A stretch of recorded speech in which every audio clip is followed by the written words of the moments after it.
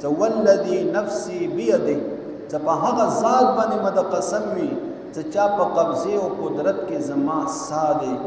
اور بیا فرمایي چې لا یؤمن عبد، یو بندا هم تر دې پورې هغه مؤمن نشي کېدلی حتی یحب لجاره ما یحب لنفسه، تر څو پورې چې دا ګاونډي ته هغه سیس خوښ نه کړي چې کوم سیس د خپل ځان دپاره خوښوي.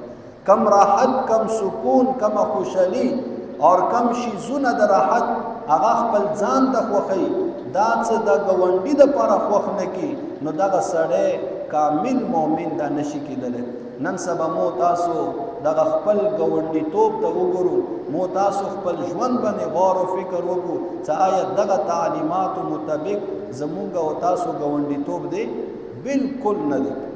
بالکل په دوربین باندې په نظر باندې نه رسي چې زمونږ ګاونډیتوب دا د پیغمبر علیه السلام د تعلیماتو مطابق وي.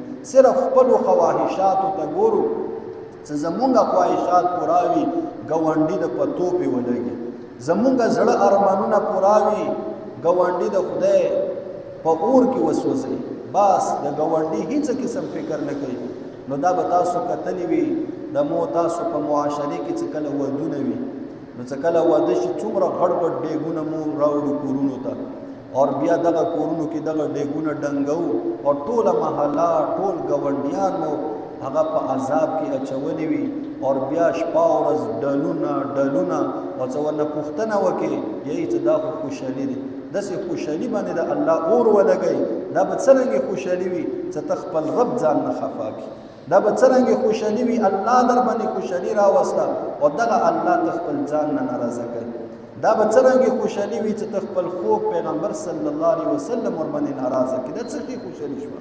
خوشحالي به اندی ته یی چې ته پیغمبر علیه السلام خفا کړه، خوشحالي به دې ته یی چې ته الله خفا کړه، خوشحالي به دې ته یی چې ته د پیغمبر علیه السلام تعلیمات هغه باندې اوبه واړوه.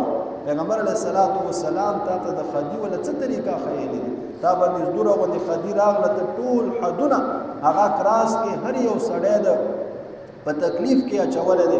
الله د ځان نه خفا، پیغمبر علیه السلام ځان نه خفا، ګاونډیان ځان نه خفا.